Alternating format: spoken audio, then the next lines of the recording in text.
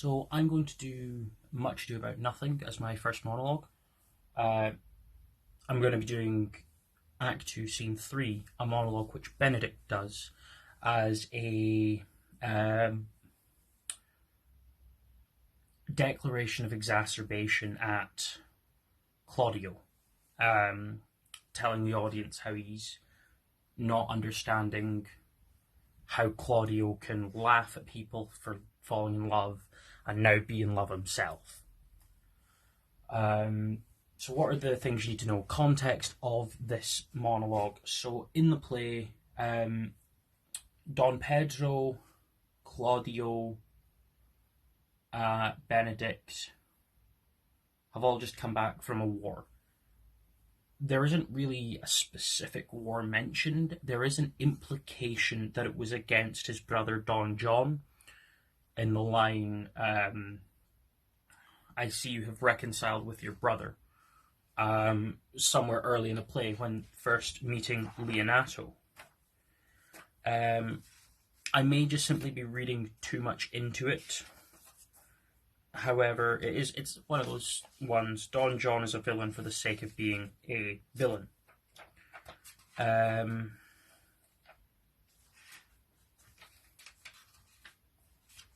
Where is my scene? Let me bid you welcome.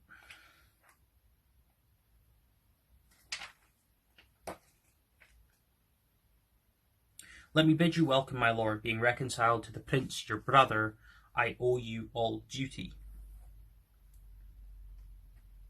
So I believe that the implication there is that Don John and Don Pedro were fighting in a civil war, and Don Pedro has won.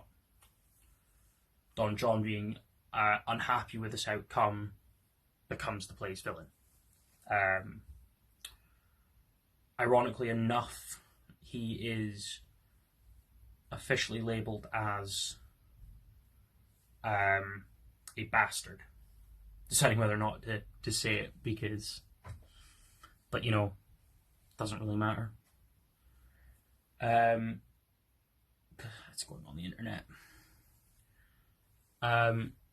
So he's not an official heir. I think it's either one of the parents had an affair and he was born. It is more likely to be the king, the father, who had the affair. But again, it's never stated. So they've just come back from a war. And everyone is celebrating the return of Don Pedro and his soldiers. During this, just before the party, Claudio declares his love for Hero to Benedick, who then also complains to Don Pedro because who doesn't love a whinging 30-year-old man?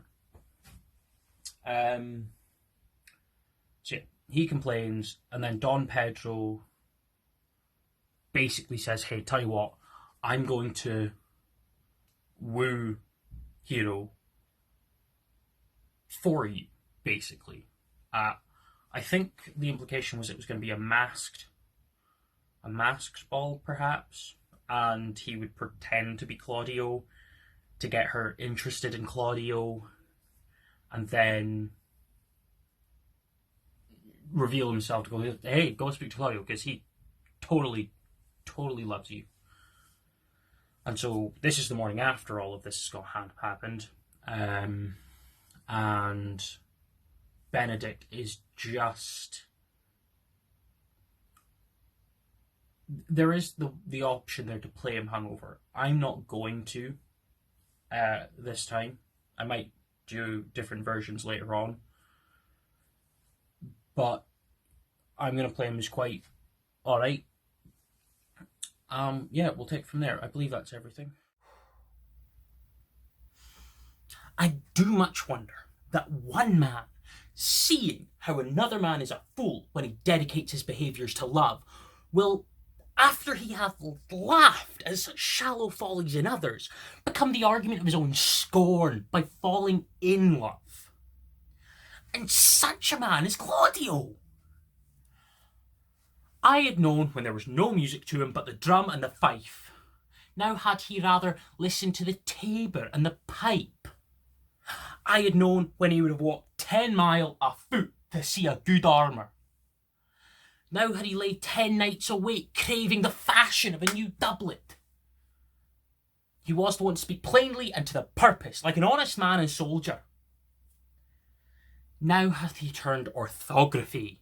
His words are such a fanciful banquet, just so many dishes.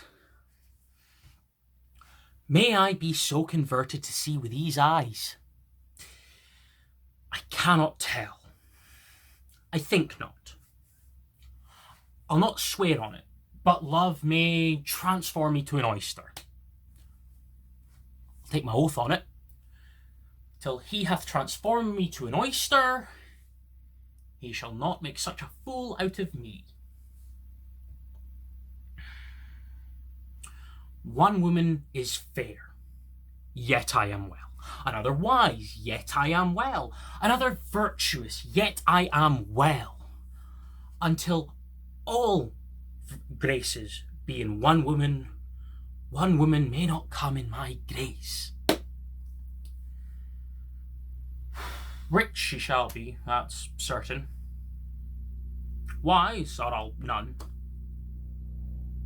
Virtuous, or I'll never cheapen her.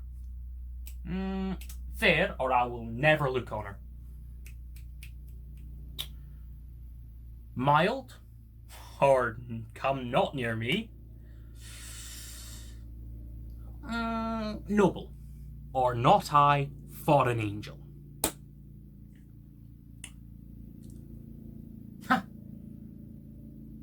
Here comes the prince and Monsieur Love. I hide me in the arbour.